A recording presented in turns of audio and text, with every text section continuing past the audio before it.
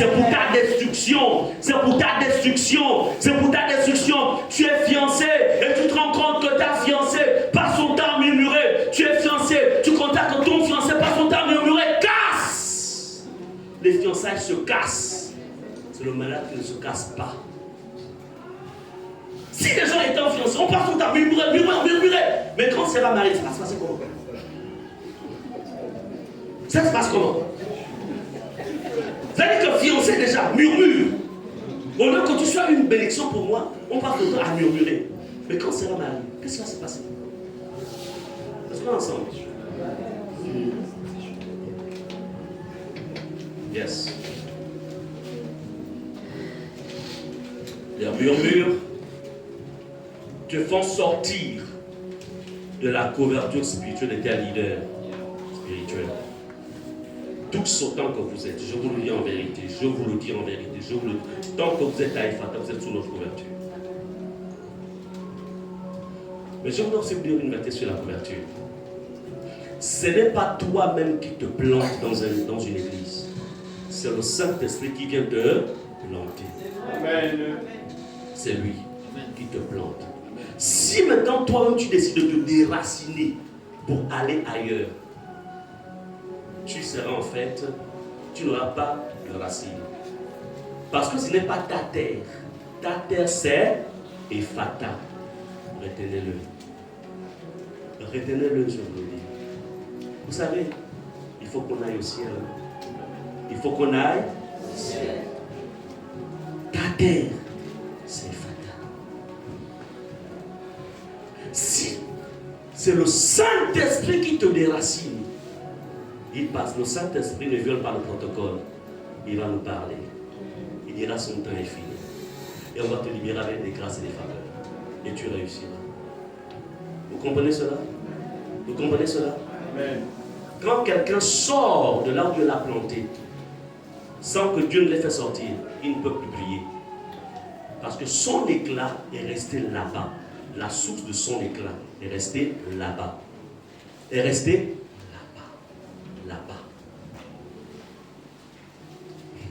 Beaucoup pensent que la foi, c'est juste lire la Bible, chanter des cantiques et puis parler en langue. Il y a ce qu'on appelle les principes spirituels. Beaucoup ne connaissent pas les principes spirituels. C'est pourquoi nous vous les enseignons. C'est pourquoi nous vous les enseignons. Tous vous êtes sous la couverture. C'est pourquoi avant de commencer ce ministère, au-delà de toutes les années que nous avons passées avec le Seigneur, nous avons cherché qu'il fallait une couverture. Nous aussi, nous sommes sous une couverture. Nous sommes sous la couverture de l'Afrique du Sud. Nous sommes sous la couverture, en fait, de nos mentors, notre mentor. Amen. Nous ne sommes pas comme ça, on n'est pas des électrons libres. Non. Non. Faites attention. Les murmures te font sortir de la couverture spirituelle. Dans la semaine, je m'a donné une vision. J'ai échangé avec le pasteur Muriel. Je m'a montré, en fait, une personne, bien sûr, qui est avec nous ici, et je m'a montré en fait, le complot que l'ennemi, en fait, est en train d'entreprendre contre cette personne. Tout ce que j'ai pris le téléphone. Je voulais le faire le soir. Je me dis maintenant. Je dis, ok, c'est ce que je veux le faire. On a prié ensemble. On a prié, on a cassé cela au nom de Jésus. Pourquoi? Parce que le Saint-Esprit sait que les membres de Rema Ephrata sont sous notre couverture. Est-ce qu'on est ensemble? Amen. Il faut saisir cela. Amen. Il faut comprendre cela. Donc les murmures détruisent sûrement et lentement. Est-ce que vous comprenez cela? Les murmures détruisent sûrement et lentement le cœur de ta spiritualité au point d'avoir la lèpre spirituelle.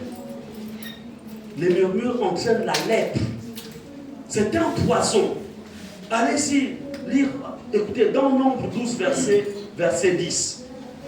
La Bible dit, la nuée se retira de dessus la tente. C'est-à-dire que Aaron, il y a Aaron, Myriam était la grande sœur de Moïse, Aaron, c'était aussi le grand frère de Moïse. Donc Moïse venait après. Myriam était une prophétesse. Aaron était un souverain sacrificateur. Les deux ont commencé à critiquer Moïse. Ils ont tous l'onction. Mais Moïse était en fait l'autorité suprême sur le plan spirituel. Parce que dans le monde spirituel, les âges physiques ne comptent pas. Ce sont les âges spirituels qui comptent dans le monde spirituel. Donc Aaron et Myriam ont confondu. Ils ont utilisé en fait le comportement naturel. C'est-à-dire que je suis la grande soeur de Moïse, Aaron, je suis le grand frère, comment il peut fonctionner comme ça? Ils ont commencé à le critiquer, à murmurer contre lui. La Bible dit au verset 10, la nuée se retira de dessus la tente, et voici, Myriam était frappée d'une lèpre blanche comme la neige. Aaron se tourna vers Myriam, et voici, elle avait la lèpre. C'est-à-dire que sur place, l'Éternel convoque Moïse, Myriam, Aaron. Et Dieu part et dit, qui vous a autorisé? Moi, quand je me révèle à vous, ce n'est pas des énigmes et des songes, mais lui, Moïse, je me révèle à lui face à face, je lui parle face à face. Dieu éternue les préférences, il a des préférences, ne l'oubliez jamais. Les appels ne se ressemblent pas, ça ne se ressemble pas. Il a vu la lèpre. Et à cause de pendant 7 jours, en fait, elle était mise à part. Non, pas 7 jours, c'est la quarantaine. 40 jours, Myriam n'a pas vu la lumière du jour. Bien-aimé, ce principe-là n'a pas changé. Il y a des personnes qui malheureusement attrapent la lèpre spirituelle. Écoutez, le murmure n'atteint pas la personne contre qui tu murmures. Si surtout, elle est assise avec Christ. Le murmure, ça t'atteint toi-même en fait. En fait, ça te détruit toi-même. Ça détruit tes opportunités. Ça détruit tes... En fait, c'est une porte que tu ouvres pour que l'ennemi rentre sans que tu ne le saches. C'est pourquoi à un moment, les personnes deviennent aigries. Parce que le poison a commencé en fait à travailler contre la personne. S'il vous plaît, éloignez les murmures de vous. Myriam et Aaron avaient murmuré contre Moïse. Dieu va frapper de lèvres Myriam. Bien aimé, vous pouvez lire tout cela dans notez Nombre 12, verset 1 à 15. Lisez cela à la maison. Nombre 12, verset 1 à 15 pour toute l'histoire. Je vais vers la fin, puisqu'après on doit se rendre aux assemblées de Dieu à 14 h pour la clôture donc, de la convention du Saint-Père. Alors, dans Nombre 12, verset 1 à 15, vous lirez cela à la maison. Le dernier point que les murmures causent, les murmures coupent ton cordon ombilical spirituel entre toi et tes bergers, entre toi et ton pasteur. Des enfants qui murmurent contre leur père et leur mère, le cordon va se couper. Spirituellement parlant, ils ne seront plus connectés à leurs parents. Vous savez, il y a une connexion entre les enfants et les parents, il y a une connexion spirituelle, il y a une connexion émotionnelle, il y a cette connexion même physique qui fait en sorte qu'on aime rester dans la présence de nos parents. Même si on a fondé sa propre famille, mais on va toujours aller les visiter. Amen. Et sur le plan spirituel, c'est la même chose. Lorsque des fidèles d'une église murmurent contre leur berger, tu es en train de couper le cordon ombilical.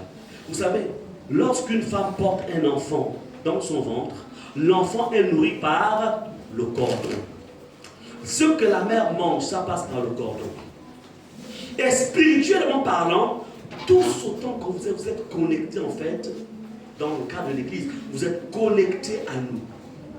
Et quelqu'un qui passe son temps en fait, par exemple, à murmurer contre nous, qu'est-ce qui va se passer? La personne coupe le point de l'alimentation. Et ce qui fait que, et si ce point-là se coupe totalement, clic, tu peux continuer à venir à l'église. On peut enseigner, tu ne vas plus rien recevoir. En fait, ce que tu reçois, c'est juste la lettre. Il n'y a plus l'esprit parce qu'en fait c'est coupé. Est-ce que vous connaissez cela? Oui, vous avez des situations comme ça. La personne, et la personne ne peut plus grandir. Et cela, on dit, mais cette personne-là, on prêche la parole, mais elle entend pas ce qu'on a. Mais elle ne peut pas entendre, parce que le cordon est coupé. Et vous ne pouvez pas écouter, ne vous y trompez pas. Il y a la relation personnelle. C'est-à-dire que pour que vous grandissiez, il faut remplir les 100%. Il y a le message ou la nourriture que les hommes de Dieu que nous sommes, nous vous donnons. Ça a un pourcentage. Et il y a votre communion personnelle avec Dieu qui a aussi un pourcentage. Amen. Il faut les deux. Amen. Amen.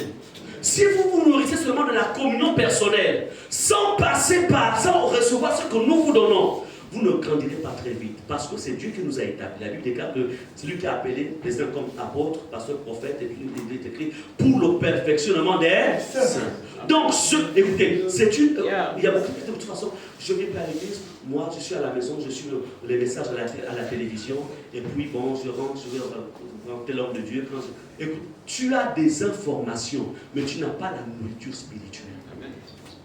Parce que pour que tu reçoives la nourriture spirituelle, tu dois être connecté spirituellement en fait à qui? À tes bergers. C'est un principe spirituel. On n'a pas inventé cela. Donc les murmures, ça coupe ce cordon. Et une fois le cordon est coupé, il n'y a plus la confiance, il y a la méfiance. Il y a parfois le mépris qui rentre. On ne va plus considérer, il n'y a plus de considération. Et à un moment, l'orgueil rentre. Et on va penser en fait qu'on est devenu des égaux. Vous voyez comme le diable fait? C'est Satan. Hein? Parce que Satan a cru. Il dit, je mettrai mon trône au-dessus de Dieu. Il a cru qu'il était devenu l'égal de Dieu. Mais Jésus, Dieu connaissant sa position, il a dit, écoute, Michael, réponds ce dossier. Je n'ai pas le temps de traîner.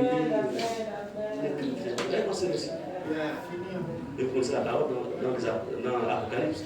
Il lui garde en Satan et ses anges combattirent contre le Michael plutôt et ses anges combattirent contre le dragon. Et ils ne furent pas les plus forts. Ils furent jetés, précipités sur la terre. Bien-aimés, Église, je suis un petit peu vous enseigner afin que vous préserviez ce que Dieu vous a donné. Amen. Amen. Amen. C'est compliqué là-bas dehors. Compliqué. Donc les murmures ne permettent pas que ton cordon ombilical soit coupé avec nous, tes pasteurs. Pour tout ce que tu ne sois plus nourri de la partie spirituelle du message. Il ne faut pas. Il ne faut pas. Bien aimé, je vais conclure. Dans Jacques 5, verset 9, je rentre dans la conclusion. Ne vous plaignez pas les uns des autres, frères, afin que vous ne soyez pas jugés. Les plaintes, ça t'expose au jugement. Donc, les murmures, c'est un piège que le diable a posé sur le chemin des chrétiens, sur le chemin des couples, sur le chemin des familles. C'est un piège afin d'en faire les victimes. Nous sommes dans Jacques 5, verset 9. Combien sont sous le jugement? Combien? Le murmure est ceci: ne détruis pas la personne dont on critique. Ça ne détruit pas. Ça ne détruit pas. Mais plutôt celle qui entretient la conversation des murmures. Ça crée un effet boomerang. Tu critiques Jacques. La critique va. Mais comme Jacques a toute sa muraille sécurisée, ça frappe sur sa muraille et ça revient sur toi-même. Parce que la critique est un démon, c'est un esprit en fait qui est relâché. Et quand le démon en fait il va par la critique, il ne trouve pas, il revient sur toi et il va te mater. C'est comme ça que les gens commencent à descendre. Il n'y a plus de consécration, il n'y a plus de sanctification, il n'y a plus de crainte de l'Éternel. Et même la vie sociale aussi commence aussi à descendre. Et il y a des blocages dans la vie de la personne. Des blocages. La personne a du mal, en fait, à percer. Et pourtant, la personne a un avenir prometteur. Ce mariage était un mariage prometteur, mais à cause des murmures. Cette famille avait un avenir prometteur, mais à cause des murmures. Chassez les murmures. Chassez les murmures. C'est un poison mortel. Pratiquer les murmures, c'est faire appel à la mort spirituelle. Je n'ai jamais vu, je vous le dis en vérité, je me suis converti en 1987. Je suis rentré dans le ministère depuis 1991 que je sers au Seigneur. J'ai eu des collègues. Tous ceux qui se sont inscrits dans les murmures sont dans le monde aujourd'hui. Sont dans le monde. Ils ont chassé les démons, ils ont prêché l'évangile, ils ont vu la gloire de Dieu, mais sont dans le monde. Alors quand je vais pas les chercher, ils sont devenus des raisonneurs. Puis le diable est méchant. Si tu donnes au diable juste le bout de ton doigt, il va prendre tout ton corps. Je suis là, je dis, Seigneur, si je t'en supplie, ne permets pas qu'il meure comme ça. Il t'a quand même servi. Qu'à la dernière minute, qu'il se souvienne que tu l'as aimé, qu'il se réconcilie avec toi. Et surtout que cet homme-là a été un pasteur. Il a prêché l'évangile. Il a servi. Vous ne croirez pas. Quand Satan récupère quelqu'un, Satan. C'est-à-dire que le péché que tu commettais à hauteur de 25%, quand il te rattrape, il te ramène à 500%. Faut jamais, il ne faut pas aspirer à la chute et dire je reviendrai. Qui t'a dit que tu peux revenir? Qui t'a dit? Garde précieusement ce que Dieu t'a donné. Garde. Ne te dis jamais, Michel est revenu. Qui t'a dit que toi tu vas revenir? Qui t'a dit que tu vas même vivre longtemps? Les choses qui sont dans la famille là. Tu vas revenir. Blaguer. Il va te donner une multiples maladies. Jusqu'à ce qu'il te tue. Et là, maintenant tu as servi Jésus là. Tous les démons que vous avez chassés là. L'évangile que tu as prêché. C'est-à-dire que tous les démons en une nuit. Il y a un peu de tord le nez. L'autre te tord la bouche. C'est-à-dire que chacun vient. Et à toi sur la tête crise cardiaque. On te retrouve seulement. Oh, mais le diable. C'est-à-dire, c'est vous qui n'imaginez pas hein, votre niveau de combat. Hein, vous n'imaginez pas. C'est-à-dire que la menace que vous êtes. Hein, on imagine parce qu'on est dans la maison découverte par Jésus. On n'imagine pas. Hein. Je vous dis, c'est toi-même qui te méprise. Mais Satan te prend au sérieux. Hein. Il te prend au sérieux. Il te prend au sérieux. Amen. Pratiquer les murmures t'expose au jugement divin. Évitez les murmures, les plaintes et les critiques entre les frères et les sœurs. Ainsi, vous vivrez longtemps. Bien-aimés, c'est pourquoi ce n'est pas un message, c'est un travail qu'on va lancer dans l'Église. Amen. Un travail spirituel. Les orientations que j'ai reçues du Seigneur. Mercredi. Yakrian. Il faut retenir ça, parce qu'on aura besoin de toi dans ce service. Mercredi, jeudi, vendredi, nous sommes dans le jeûne. L'église est dans le jeûne. C'est un jeûne de purification. Si tu n'as jamais murmuré, mais quelqu'un est venu murmurer à ton oreille, tu ne l'as pas fait taire, tu as participé à son péché. Quelqu'un est venu murmurer dans tes oreilles contre les pasteurs, contre les anciens, contre une soeur ici, contre un frère. Dans ta famille, quelqu'un est venu murmurer contre ton père, contre votre mère. Quelqu'un est venu murmurer. Les enfants ont murmuré. Vous êtes enfants, vous murmurez. Parce qu'on te dit, lave les assiettes. Et tu boudes. Tu vas faire ce jeûne de purification. Est-ce qu'on est ensemble? Dans le milieu professionnel, les ouvriers qui murmurent contre leur patron, qui murmurent, c'est un péché. C'est un péché. Donc, mercredi, jeudi, vendredi, jeûne de purification. De 18h pile à 19h30, on est dans la prière pour clore. Tu ne manges pas avant ces temps-là. Le diacrial, et vous devez vous assurer que votre numéro WhatsApp, c'est quoi le procédé qu'on fait souvent quand vous parlez? On entend pas, lève-toi et parle fort là-bas. Vous appelez ça comment? On envoie le lien sur le forum de l'église et tout le monde se connecte. La réunion se passe sur Google Meet à partir de 18h. Donc, c'est lui qui s'occupe d'envoyer le lien.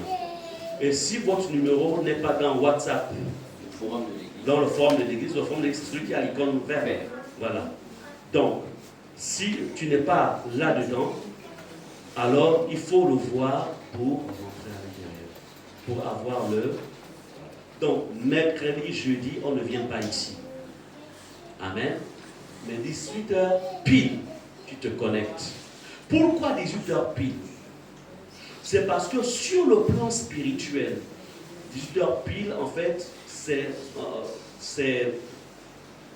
en fait, dans les temps de prière, il y a ce qu'on appelle les temps de veille où le monde, où le portail spirituel s'ouvre. Donc, à 18h pile, il y a un portail qui s'ouvre. C'est pourquoi, de 18h pile jusqu'à 19h30, on est en prière. Est-ce qu'on est ensemble? Voilà. Donc, c'est juste 3 jours. Demande de permission pour essayer de sortir tôt. Alors, vendredi, on est ici en présentiel, 18h pile à 19h30. C'est le jeûne de purification. Hein? Non, spécialement, il n'y aura pas homme seul sur mercredi. Parce que si on est dans des hommes seuls, on critique, on calomnie, ça sert à quoi? Ça sert à quoi? Oui, vendredi plutôt, c'est 18h30. Amen. À 19h30, vendredi. Donc, il n'y aura pas homme seul ce mercredi. Il faut purifier la maison du Seigneur. Amen. Et la maison, c'est nous. Et après ce travail, il y aura un nouveau couloir qui va s'ouvrir. Est-ce qu'on est ensemble? Les versets bibliques de base, c'est Deutéronome 23, verset 14. Vous lisez cela, monsieur Président. Deutéronome 23, verset 14. Notez cela. Prenez aussi Josué 7, verset 13. Josué 7, verset 13. Deutéronome 23, verset 14. Josué 7, verset 13. Et Proverbe 28, verset 13. Proverbe 28, verset 13. Deutéronome 23, verset 14. Josué 7, verset 13. Proverbe 28, verset 13. Ce qui est vrai, c'est que dans les différents forums, ça va être mis diacrial. Il faut mettre ça dans le forum pour aussi instruire que ceux qui n'étaient pas là aussi aient l'instruction. Donc, Deutéronome 23, verset 14, Josué 7, verset 13, Proverbe 28, verset 13. 28, verset 13. Donc, ce sont les passages de base qui vont nous servir de base par rapport à ce travail. Donc, je répète, c'est un jeûne de purification. Amen. Encore une fois, donc nous sommes là, pendant ce jeûne de 3 jours. Si vous êtes sous traitement, prenez quelque chose, ne soyez pas à sec. Amen. Voilà. Si vous n'êtes pas sous traitement, alors vraiment, soyez dans le jeûne pour que le Seigneur vraiment vous purifie. Un jeûne de purification. Est-ce qu'on est ensemble? Purification. Le Seigneur est là pour nettoyer, pour laver son peuple. Dieu n'est pas là pour condamner qui que ce soit. Ce n'est pas de la condamnation, mais c'est tout simplement amener les uns les autres à faire attention afin de tomber dans les pièges de l'ennemi, parce que tout simplement, Satan ne veut pas que les gens puissent prospérer. Mais en Jésus, nous porterons à tous égards. Amen. Si les gens peuvent être à leur place, peuvent se positionner afin que nous puissions conclure dans la prière. Je vous demande, s'il vous plaît, de vous lever. Je vais vous recommander à ce travail spirituel. Et nous allons...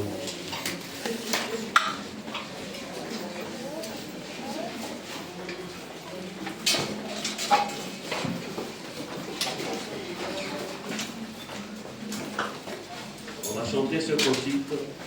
Ensuite, on va prier. Seigneur, toi le souverain potier, donne-moi la forme qui te plaît. Est-ce qu'on peut le chanter? Ensuite, je vais prier pour vous et vous recommander au Seigneur.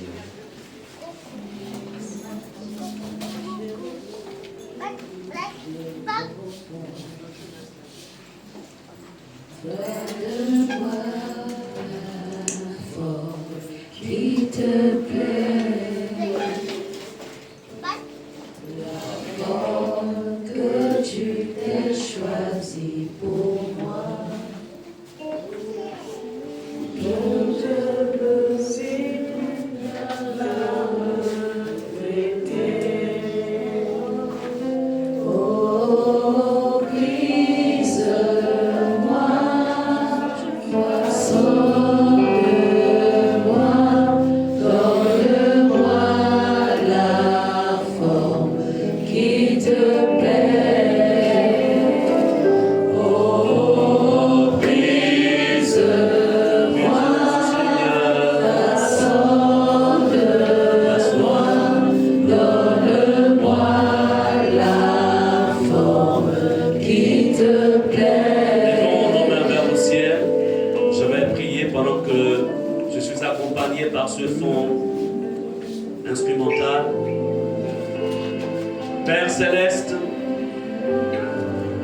Seigneur, tu as décidé d'introduire Ephata dans une saison nouvelle. Ainsi, il t'a plu, ô Dieu, en ce jour encore, de prendre ton balai pour nettoyer, ô Dieu, l'espace, nettoyer les vies. Il t'a plu, Seigneur, d'ouvrir nos cœurs à la connaissance, face, Seigneur, aux tromperies de l'ennemi, face, Seigneur, aux mensonges du diable, face, Seigneur, à la méchanceté des ténèbres. Seigneur, comme tu l'avais dit à Josué, lève-toi, sanctifie le peuple. Oui, Seigneur, tu nous amènes aussi à nous mobiliser autour de toi, afin que toi, tu nous sanctifies. C'est pourquoi, Père, ces 3 jours, mercredi, jeudi, vendredi, vont être des jours de purification spirituelle et de mettre dehors les ennemis de notre consécration, les ennemis de notre salut, les ennemis, ô Dieu, de notre purification, les ennemis de notre prospérité, les ennemis de notre gloire en toi, Seigneur. Père, les voici. Je crée au nom de Jésus ceux qui sont présents, comme ceux qui sont absents, qui n'ont pas pu être là ce matin, de là où ils sont dans leur demeure, au nom de Jésus. Seigneur, nous les associons à cette prière. Couvre-les, Seigneur, au nom de Jésus. Au nom de Jésus, j'interdis le diable, j'interdis les sorciers, j'interdis les démons, les entités maléfiques, Seigneur, de mettre un obstacle, Seigneur, à ces temps de jeûne, à ces temps de jeûne, au nom de Jésus, je déclare que tous autant qu'ils sont couverts du sang de Jésus, sont protégés sous ton carquois, au nom puissant de Jésus. Tu mets en chacun d'entre eux la soif, Seigneur, la soif du jeûne, la soif de la prière, la soif de Seigneur, pendant ces moments, au nom puissant de Jésus. Père, je les sécurise. Ni la maladie, aucun obstacle ne les empêchera, Seigneur, de rentrer dans ce moule que tu as suscité, Seigneur. Je déclare qu'ils sont bénis au nom puissant de Jésus. Je déclare, oh Dieu, qu'ils sont fortifiés en toi seul, au nom puissant puissant de Jésus. Père, merci encore une fois de les bénir et de nous bénir tous. C'est dans le nom de Jésus que j'ai prié et nous disons Amen. Amen.